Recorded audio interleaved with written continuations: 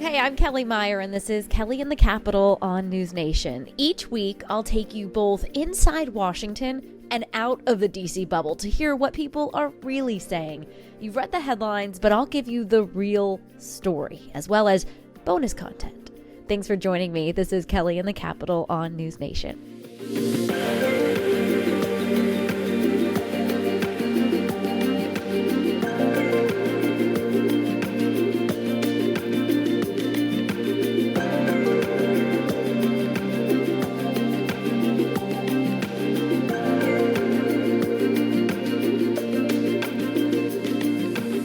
Guys, we are in Dearborn, Michigan. It's just outside of Detroit, and it's an area where White House officials were meeting with Arab American leaders in response to what's happening in Gaza, the humanitarian crisis, and President Biden's ongoing support for Israel in its war against Hamas.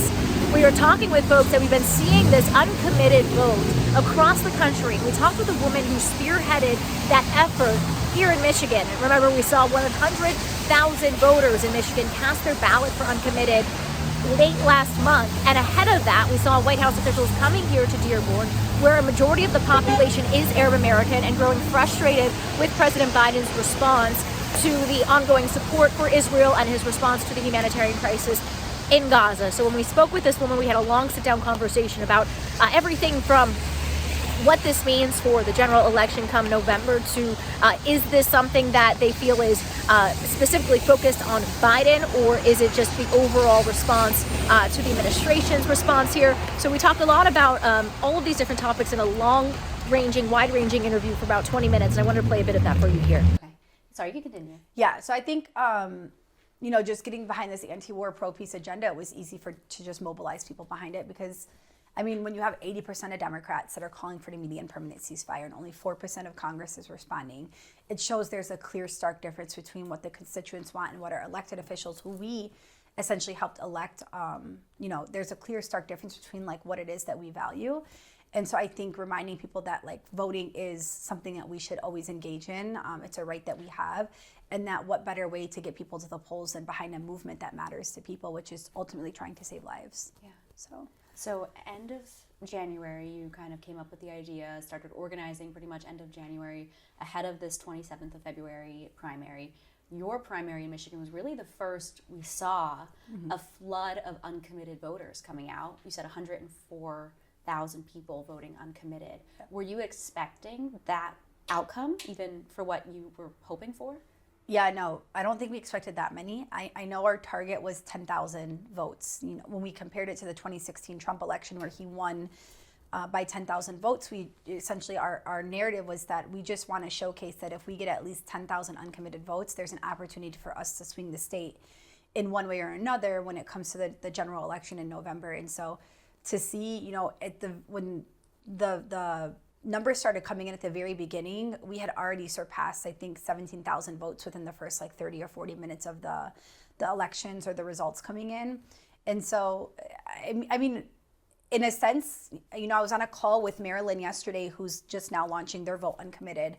And I think, in a sense, seeing the numbers and where it got to is not only did the movement inspire hope and inspiration and kind of gave me a purpose where I felt like I lost that purpose for so long, seeing everything unfold in Palestine, but I think the numbers also showcase that how we're feeling is affirmed by the number of people out there that also feel the same way. And so you're saying... I'm sorry, Kellie. Yeah.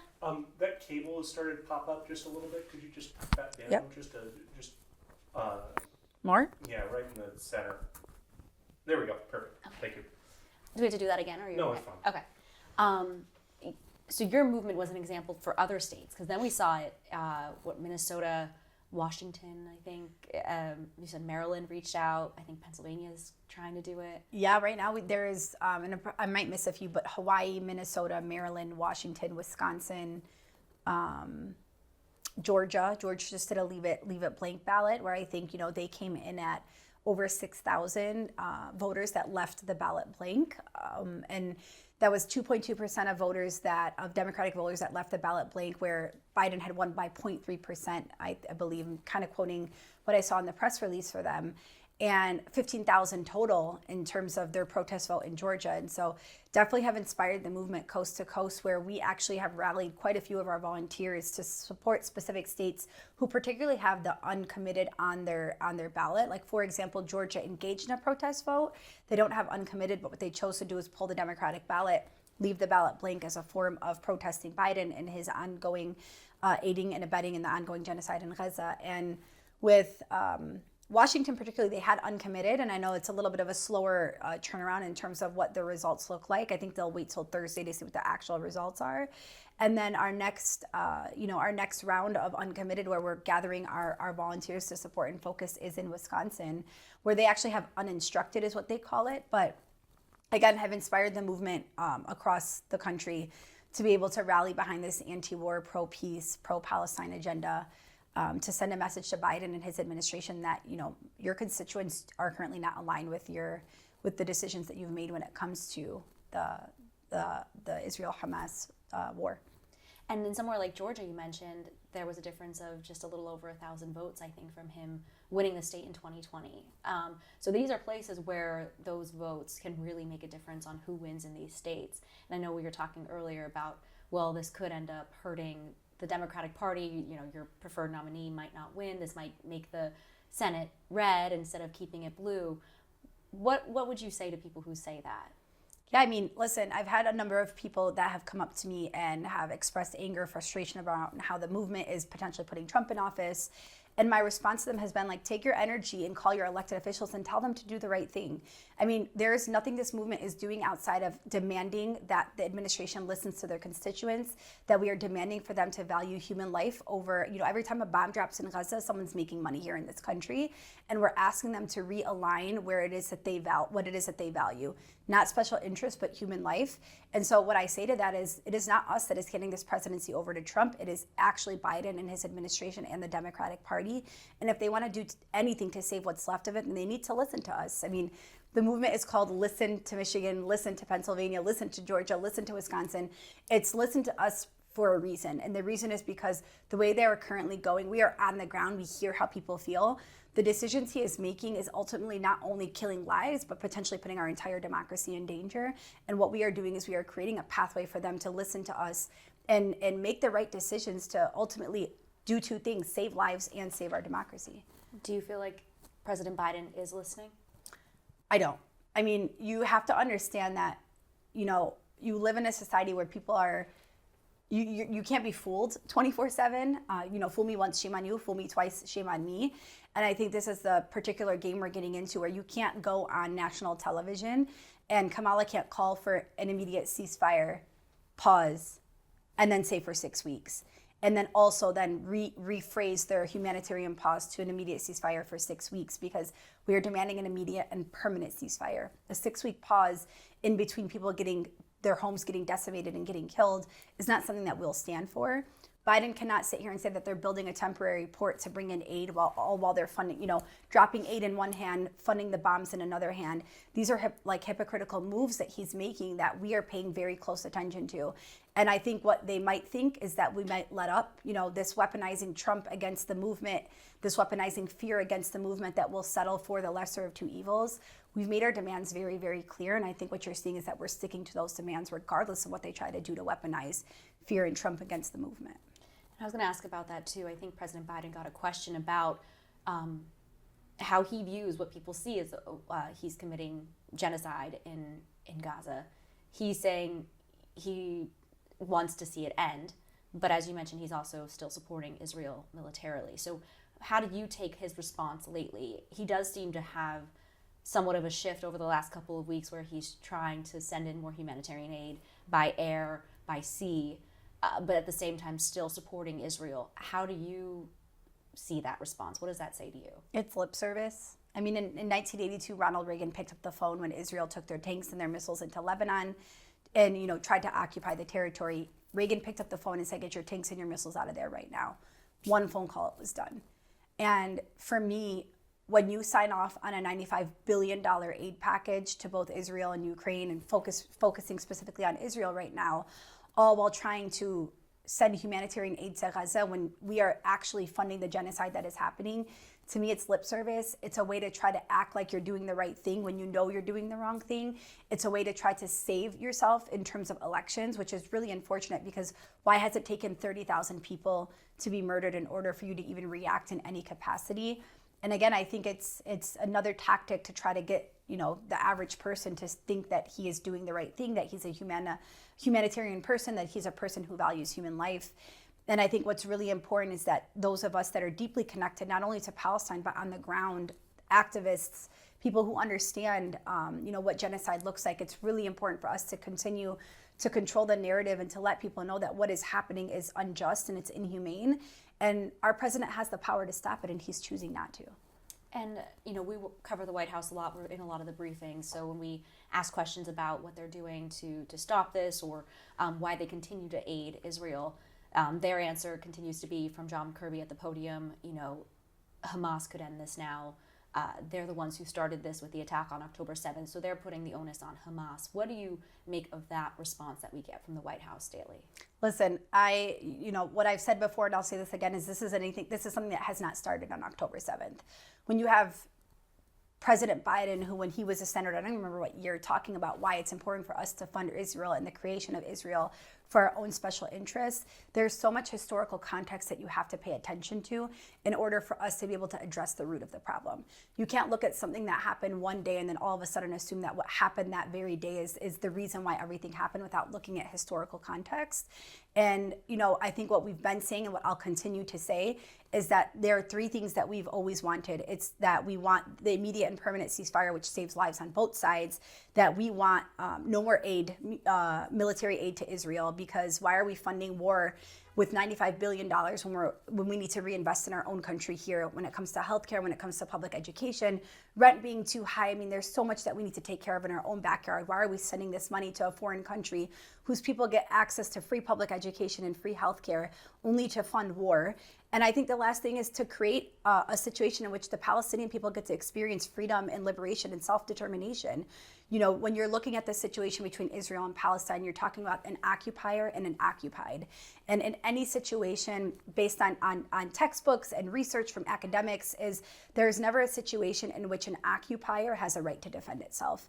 And I think until we're ready to have the raw conversation, the uncomfortable conversation about the injustice that's happening, and separate our special interests from that, whether it's natural resources in the area that we have special interest in, or it's positioning Israel in a really particular place in the Middle East that gives us leverage, when are we going to adjust or face the reality that we're making decisions right now that are costing human life, and that we have made the wrong decisions, that it's time for us to get into real courageous conversations and start to discuss what's the pathway to peace? And I've been wondering this, and we've been talking about this in Washington, as we're seeing the listen up movement, the uncommitted vote. This is all for the primaries. What happens if, and there is a ceasefire, mm-hmm. This does end before November? Do you still support President Biden come November? Yeah, great question. So I want to say first that the uncommitted movement is a movement that was focused on demanding for the immediate and permanent ceasefire, making sure that we're conditioning aid to Israel, and trying to work towards peace in Palestine. It wasn't a movement that was necessarily driving how people should vote. And so I don't think it'll actually take on that specific action of telling people how to vote. It's really to lift the voice of the people and demand that we, recenter human life and start to put Congress, any elected officials, anybody running for an elected official position on notice that if you are not with the anti-war, pro-peace agenda, then Michigan's not the state for you to come to or be in. I'd say for me personally, and speaking in my own personal capacity, right now the ball is in Biden's court. I can't manage the what if situations right now, because when people ask me what if, it's just an unrealistic question to ask. And I think it's best to focus on the here and now. And what I know right now is that Biden has still not called for the immediate and permanent ceasefire. And what I urge folks to do is, again, it's a really important election year. 435 House seats up for re-election, 33 Senate seats, and we are unfortunately presented with the two worst options when it comes to the presidential election.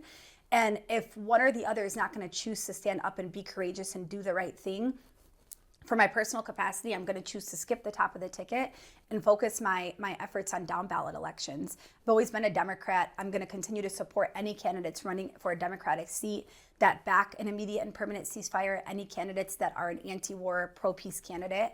And I think this is what you'll see people start to do is, with being presented with such crappy options, really skipping the top of the ticket and focusing efforts on saving our democracy through down ballot elections. And even if it is all, it does end by November, do you think people that you've worked with and people from your community will forget? People will not forget. That is one sentiment I know to be very true, is that they expected us to forget. They expect that they can weaponize Trump in the fear of Trump. We know what Trump threat, we know what threat Trump poses. We know exactly what Trump did under his presidency, but we are also living through a presidency that just killed 30,000 people. And so I think we are very clear on what both options present. And what you're seeing is a revolutionary moment in which people are no longer settling for the lesser of two evils. Not everybody's a monolith. I can't tell you what's going to happen in November. I can't tell you how it's all going to play out. But what I do know is you're seeing a revolutionary moment where people are starting to courageously speak up about the injustices that exist within our society, and how those injustices play a direct role in foreign countries, particularly the Middle East, which has led to so many murders over so many years. And I just think what the big revolutionary movement is that this is no longer a one issue thing. When we're taking billions and billions of dollars every year and funding war no matter where it is, people are tired of this pro-war, anti-peace agenda. And this is what you're going to see constantly at the forefront of any conversation around elections, is that people want to see leaders who are valuing human life. People want to see leaders who are no longer funding war and really focusing on our education system, focusing on how to invest in small businesses, focus on our immigration policy, focus on things that actually matter to build this country up, versus taking dollars to just fund senseless wars that are killing so many people. And then that's why you mentioned you have your own candidate you're putting forward. Yeah, I mean, it's funny. I've never been super into the getting into like campaign politics, but there's a candidate here in Michigan. His name's Nasser Beydoun, who's running for the U.S. Senate seat against Alyssa Slotkin. She is so far the established-backed candidate, but is a pro-Israeli, pro-war, ex-CIA agenda. And what you're seeing again is people really jumping into this entire movement of the anti-war, pro-peace agenda that kind of came off the uncommitted, where there's a candidate named Nasser who is running on that platform of an anti-war, pro-peace, and really trying to create conditions where Congress truly is serving its people and not its special interests.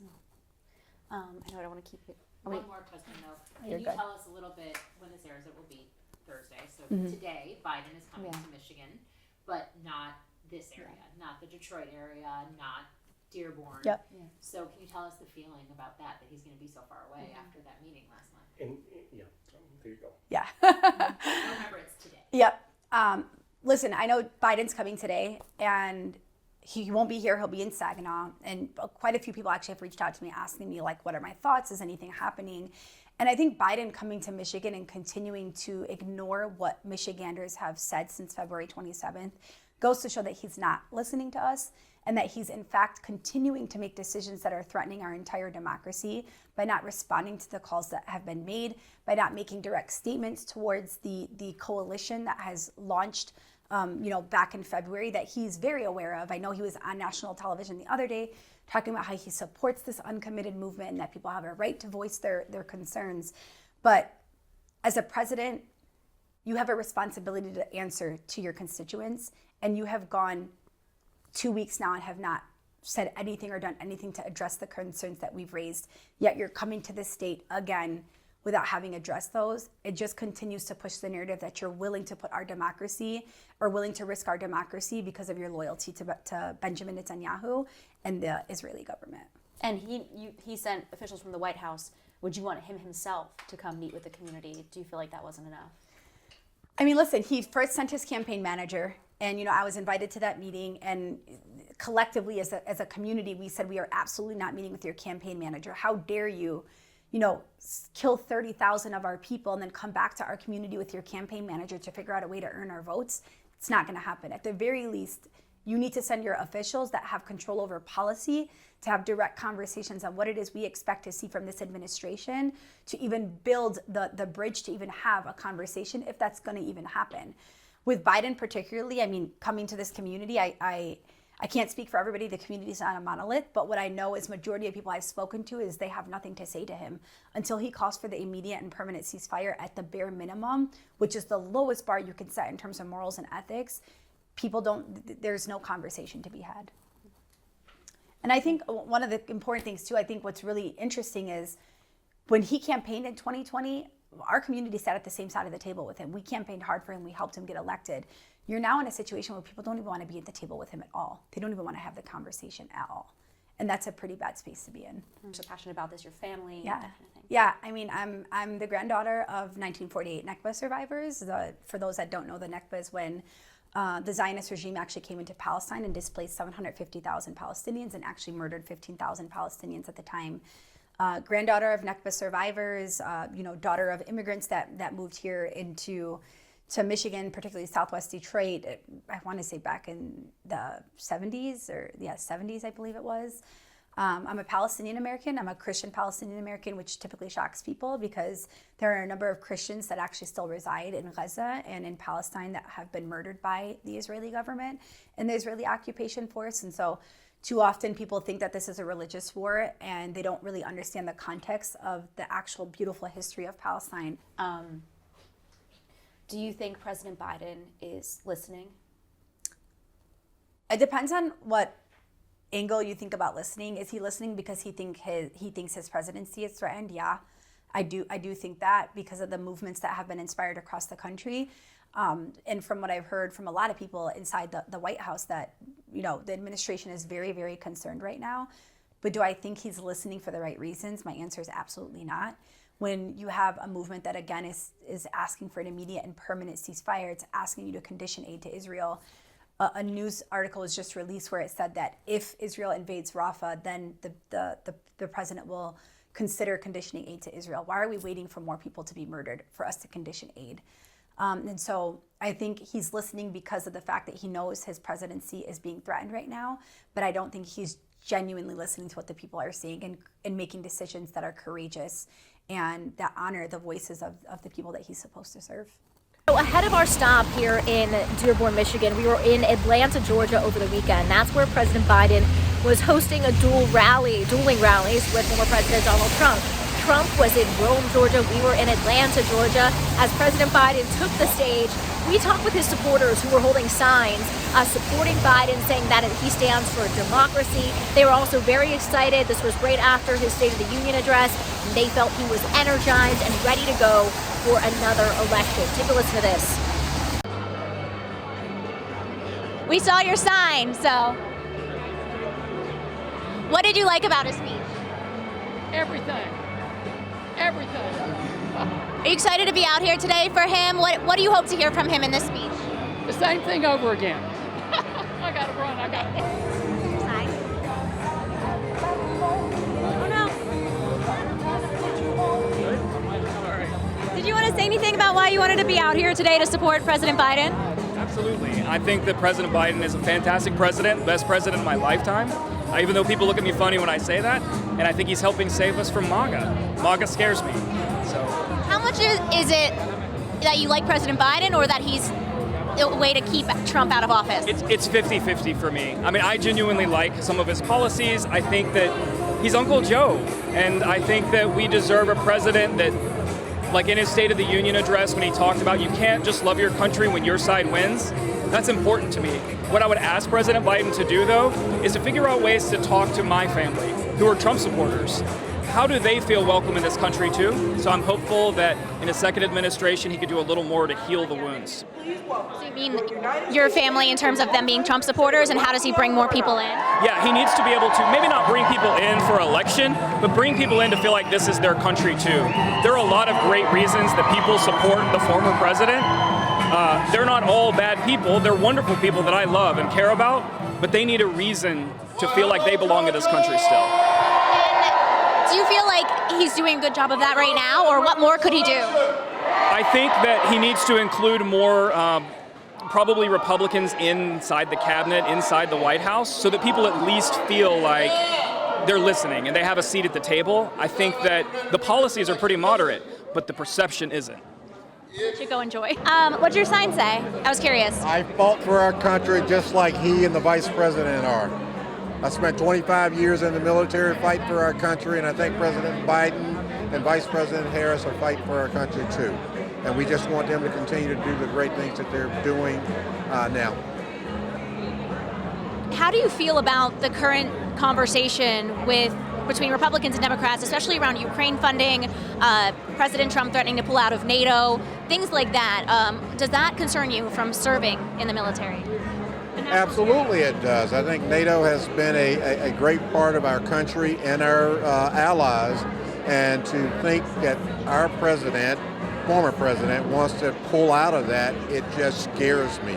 I'm glad that Sweden just got in there, and I think a lot of other countries will get in there. We really need to be a part of NATO, and we don't need for there to be any misunderstanding that we'll pull out no matter who is in the presidential office. How much of it is because you like President Biden or because you don't want the other guy to get in office? I love President Biden, but I also hate the idea that his predecessor has even a chance to get back in office. I think we we didn't take him as serious before when he beat Hillary Clinton, because we would have had a President Hillary Clinton. And we got to take it serious. You think a guy with 91 felonies wouldn't have a chance, but stranger things have happened as before. Do you think the base is enthused enough to show up and take on the Trump enthusiasm in November? I think they are.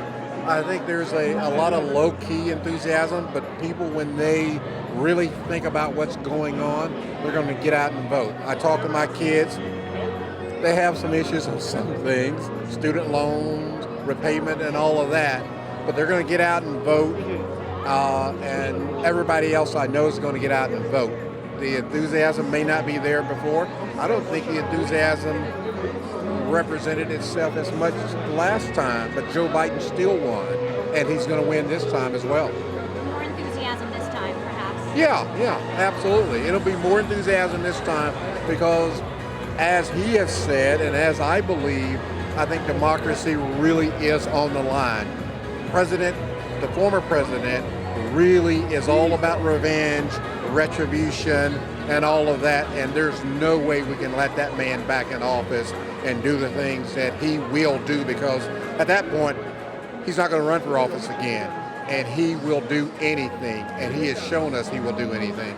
And last question, is the age or fitness a concern for you that people are talking about? Absolutely not. I mean, we all hope that we get that age, and we all hope that at that age we get that wisdom that he has.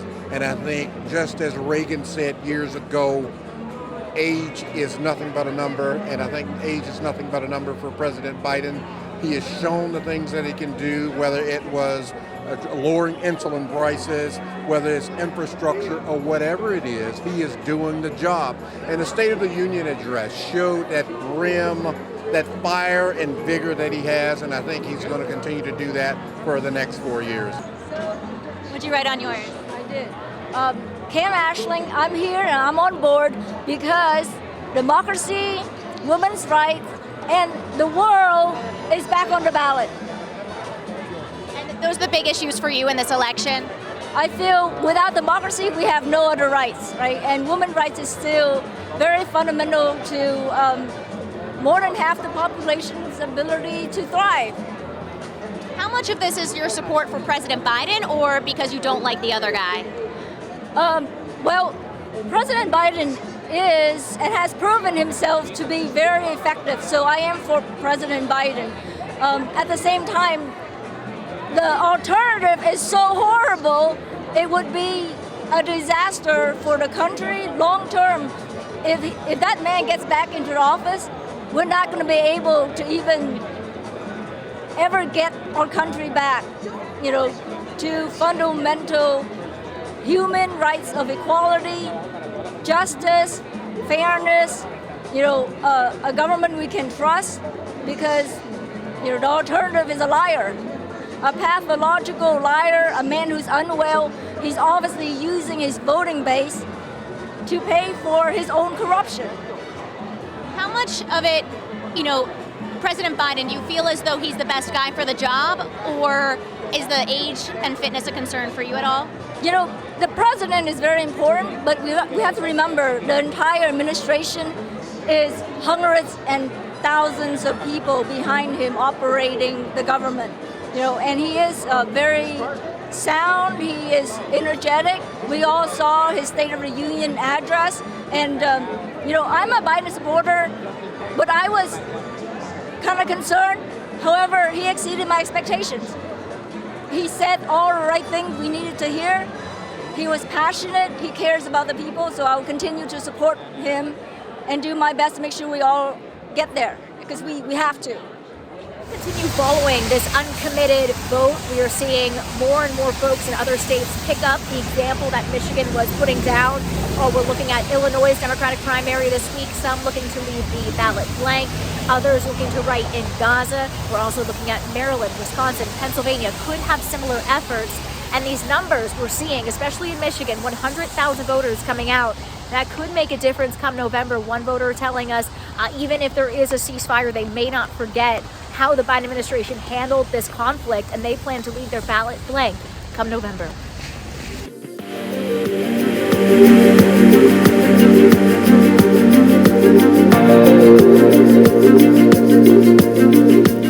Thanks for spending some time with me. To see what I'm up to next, make sure you tune in to NewsNation. Don't know how to watch us? Go to www.joinnn.com. Pop in your zip code and the channel finder will know just where to find us. But don't forget, we're also on all streamers, Hulu, Roku, YouTube TV, as well as Amazon Alexa and Apple CarPlay. Have a story you think I need to know about? Then drop me a note at kmeyer@newsnationnow.com. This is NewsNation's Kellie Meyer, and you've been listening to Kellie in the Capitol.